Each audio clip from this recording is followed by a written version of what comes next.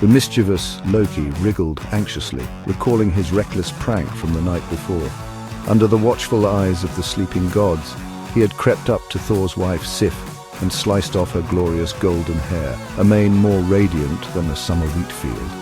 At the time, it seemed hilarious, but now Loki felt Thor's crushing grip and knew that every bone in his body was at stake. He desperately needed a solution.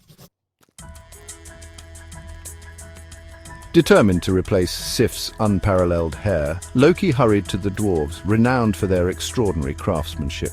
Even before arriving at their realm deep within the Earth's mountains, Loki schemed how he could cunningly turn two rival families against each other to his advantage. He first approached the talented sons of Ivaldi, telling them that their rivals, the brothers Brock and Eitri, had boldly declared themselves the greatest artisans alive.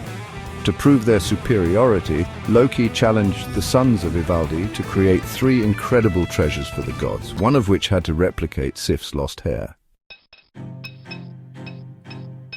Next, Loki visited Brock and Eitri, repeating the same challenge, but this time the dwarves suspected Loki's deception. They agreed only if Loki staked his own life on the contest. If Brock and Eitri's treasures won, Loki would forfeit his head. With no other option, Loki consented, but secretly resolved to ensure the victory of Ivaldi's sons.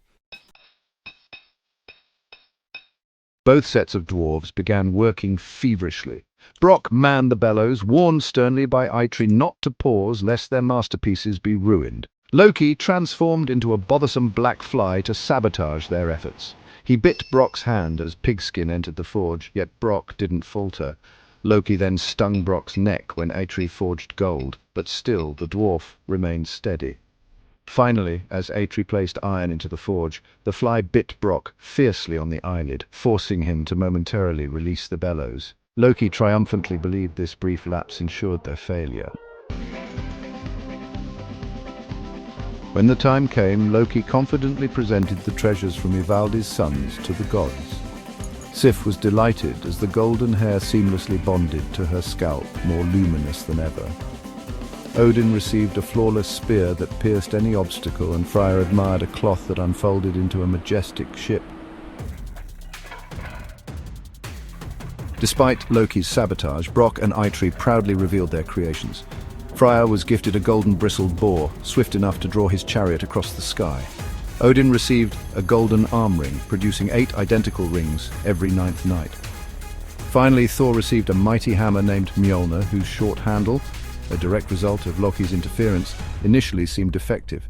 Yet Brock smiled knowingly as Thor discovered Mjolnir's remarkable power. It would never break, never miss its target, and always return to its wielder's hand. The gods unanimously judged Mjolnir the greatest gift, sealing Loki's fate. Before Loki could slip away, Thor caught him. Quick-witted as ever, Loki pointed out they had rights to his head, but not his neck, preventing them from executing the punishment fully. Brock acknowledged the cunning logic, but ensured Loki wouldn't escape unscathed. He stitched Loki's mouth shut with an awl, effectively silencing his lies and manipulations.